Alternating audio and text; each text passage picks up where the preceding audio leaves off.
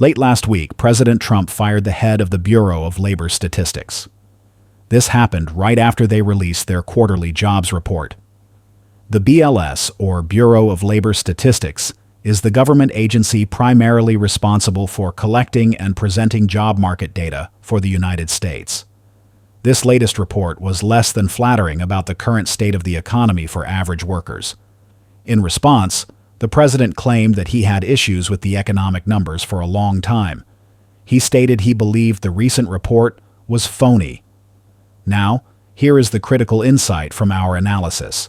He is most likely absolutely right, just not in the way that he thinks. The July report estimated that the economy had added an extra 73,000 jobs. This number was already below Wall Street expectations. But the real news was not in the headline number. The real news was buried in the revisions to previous months. When the BLS ran the numbers again, they realized they had overestimated May's job creation by 125,000. And they realized they had overestimated June's job creation by 133,000. Let's be perfectly clear about what this means. More than 250,000 jobs that we thought existed never did. And that massive error was just over a 2-month period. These major readjustments have cast serious doubts over the already disappointing numbers from this month. And for many people, it has reconfirmed what they were already thinking and feeling in their daily lives. The economy is a lot worse than the numbers are telling us. We are hearing from millions of qualified workers hitting the streets every day, searching for jobs, but getting rejected. The stories sound unbelievable, like getting rejected by Taco Bell or Sam's Club. But when you see a 250,000 job error in the official data, these anecdotes suddenly start to make a lot more sense. This is not a political problem, despite the headlines. This is an instrument problem. Making economic policy or business decisions without reliable data is like trying to fly a plane in a storm without reliable instruments. It is just not going to work. And by their own admission, the Bureau of Labor Statistics and other government agencies in charge of collecting data have produced less reliable numbers over recent years. The data shows it is only getting worse. Just a week before releasing this controversial jobs report, the Bureau made another press release. This one talked about major compromises they were making in the collection of consumer prices. This is the data used to create the Consumer Price Index, or CPI. The CPI is the primary metric we use to measure inflation. So yes, it is kind of important. To make matters worse, everybody from politicians to venture capitalists has started jumping in to provide solutions to a problem they really do not understand. But there are 3 big reasons why these compromises are being made in the first place, and 3 reasons why this data crisis is probably only going to get worse. The first reason is that our markets are changing faster than ever, and the traditional agencies are struggling to keep up with new economic realities. Let's go back to that jobs report that is stirring up so much controversy. That report is really 2 different surveys that get published as one. There is the Establishment Survey and the Household Survey. The Establishment Survey is the one that was getting so much attention and sparked the firing. It works by asking thousands of businesses and government agencies how many people they have on their payroll for that month. Now, these surveyed businesses supposedly include small, medium, and large employers. But this design already presents some major challenges in the modern economy. Large employers are more likely to have dedicated human resource departments. These departments can respond to these surveys as part of their full-time job. Small businesses, on the other hand, are not as timely on average, if they bother doing it at all.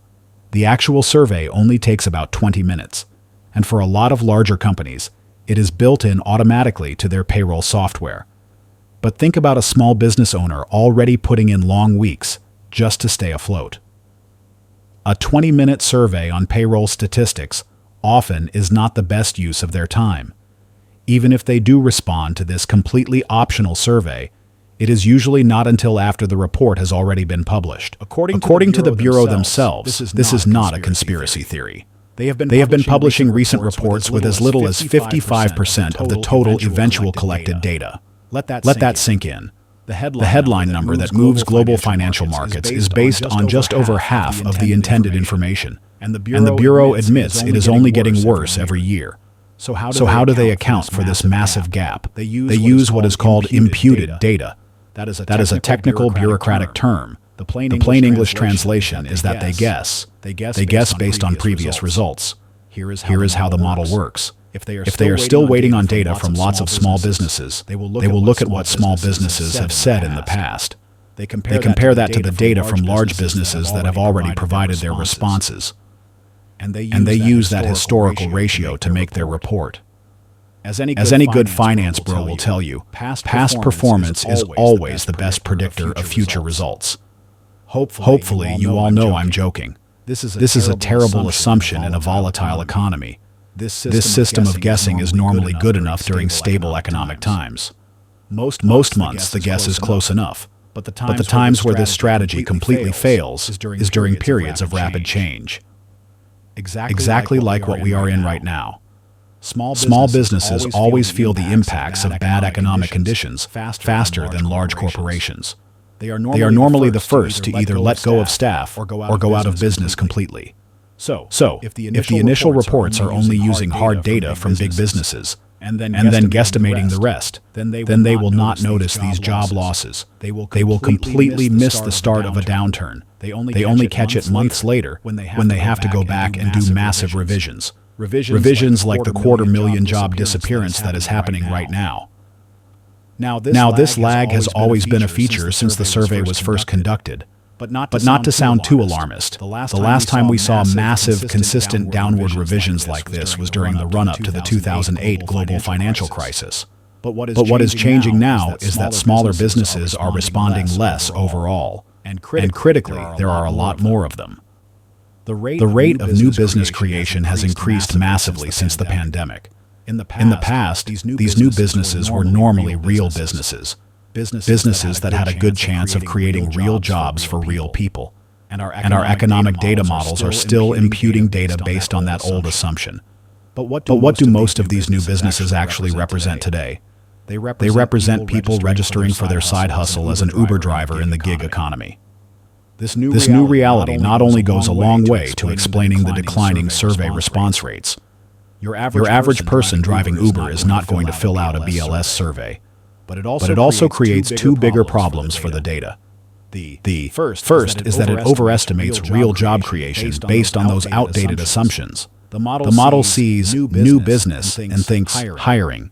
The reality is one person trying to make ends meet. And second, even if this data was 100% accurate, it fails to capture a more pressing economic reality. We could create 1 million new jobs next month. And it will not do you much good if you are working 3 of them and still cannot afford to pay your bills. And so far, all of this analysis is just about one report from one agency. The truth is there are dozens of agencies across America and the rest of the world. And many are failing to properly account for these new financial realities. This single point of failure in the jobs report is not an isolated incident. It is a symptom of a much larger disease affecting the entire system. This data failure is not a problem contained within one agency. The Bureau of Labor Statistics is the one cog in the machine that is making headlines at the moment. But other agencies like the Census Bureau, the Treasury, the Bureau of Economic Analysis, the International Trade Commission, the Department of Agriculture, as well as the data collecting branches of the IRS and the Federal Reserve. They all rely on each other to produce reliable numbers that they themselves put into their own calculations. For example, when the Bureau of Economic Analysis, or BEA, produces its GDP data, about 70% of that data is based on consumer data collected by the Census Bureau in their retail trade surveys. This interagency data sharing is not a result of laziness. It is a feature of the system so that every department is overlooking every other department. But you can probably start to see the problems. Uncertainty in any part of the system creates uncertainty in the entire system. And that uncertainty can be really useful for certain groups. The first are politicians, who get to cast doubt on numbers that might make them look bad. But let's be honest, they never let numbers get in the way of a good spin anyway. The second group is far more powerful. Large investment firms with access to their own proprietary data collection techniques. A report from a data firm published by Newswire estimated that investment management firms could spend as much as $15.4 billion this year on alternative data. Alternative data really just means anything not published publicly by government agencies or the media. That $15.4 billion is 20 times the annual budget of a department like the Bureau of Labor Statistics. These firms are regularly employing tactics like using private satellite imagery to count cars in Walmart parking lots. They run their own surveys where they will actually pay participants for more timely responses. The better their data is compared to the publicly available data released by government agencies, the more they can make on that data asymmetry. Now you might think this sounds a little bit like insider trading, but it's not. Technically, the information they are collecting is out there for anybody to collect. And it is not their fault if the average goober on Robinhood does not have access to a fleet of spy satellites to collect it. This creates the second major problem with our economic data. It is more profitable to privatize the numbers. The BLS, for example, has 10% fewer staff and a 15% lower budget than it did in 2010, following the global financial crisis, after accounting for inflation. Now, that does not sound terrible, but the scope of its operation has also grown considerably in that time, making its job a lot harder overall. The fewer resources they have to actually go and collect primary data, the more they have to rely on guesstimations based on historical correlations. An article, ironically published by Bloomberg last week, reported that the agency would no longer be collecting consumer prices from certain rural regions due to budget constraints. According to the report, the volume of data they are effectively making up has more than tripled in the last 6 months alone. The reason this is so ironic is because Bloomberg is one of the biggest data retailers in the world. Every one of those black and orange screens filled with random spreadsheets and stock charts you see in videos on trading floors is a Bloomberg terminal.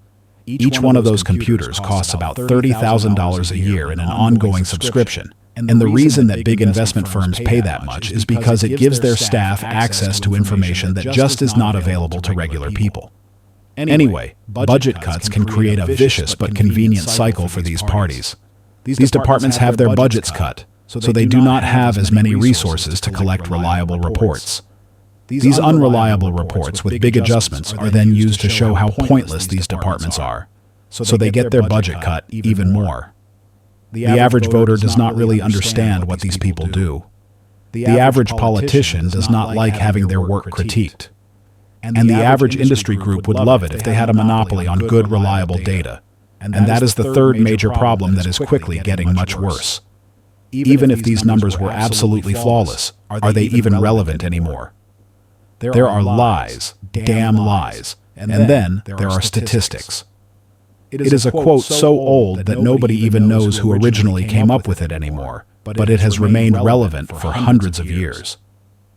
A survey that I ran on all of you while I was putting this video together found that an overwhelming majority did not think that current economic statistics were an accurate reflection of the real economy. Most people who are paying any attention to these numbers while still living in the real world inherently understand this.